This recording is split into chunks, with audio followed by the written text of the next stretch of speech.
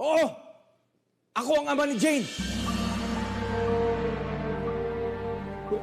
Wait, what? Anak mo si Jane? Aminin mo na kasi ang totoo, Pancho! Oo! Anak ko si Jane!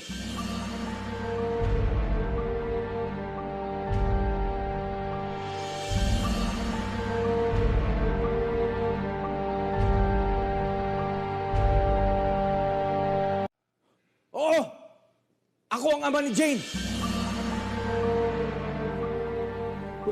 Wait, what? Anak mo si Jane? Anong ibig mo sabihin?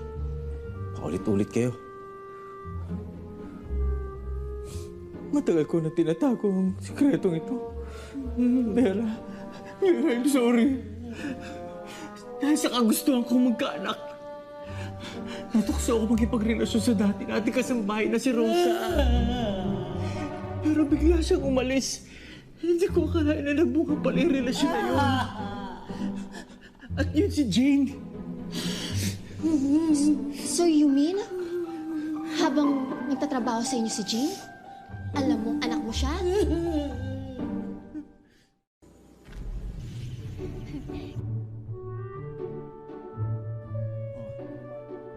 at home ka lang dito, ha?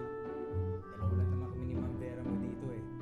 Si Net-Net, yung isang all-around housemaid, at yung driver namin na si FPJ. FPJ po, yung artista po? Oo, yung artista. Idol kasi ng tatay niya si FPJ. Kaya yun yung pinangalan niya sa kanya. Pero, huwag ka mag-alala. Mababait yung mga yun. Hindi yun nangangagat. Kaya, feel at home ka lang dito. Opo, Sir Pancho na lang itawag mo sa akin. Alam mo naman siguro, di ba? Para, alam mo na. Opo, Sir Pancho. Yun. Honey? Ikaw ba yan? Vera, Han. Sino yung kasama mo? Vera, Han, I'd like you to meet our new kasambahay, si Jane. Jane, meet my wife, Vera. Hello po, Ma'am Vera. Hello, Ma'am Vera. Ang ship mo naman. Senyora ang tawag sa akin dito. Senyora Vera. Senyora Vera, sorry po. Ano pa magiging silbi ni Net-Net kung may ganyan? Han, di ba yung may sabi na kailangan natin magdagdag ng kasambahay dito sa bahay? O ayan.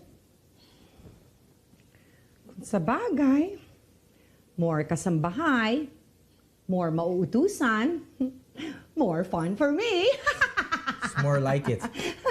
Boom! Pinapractice lang kita. Mahilig ako manggulat.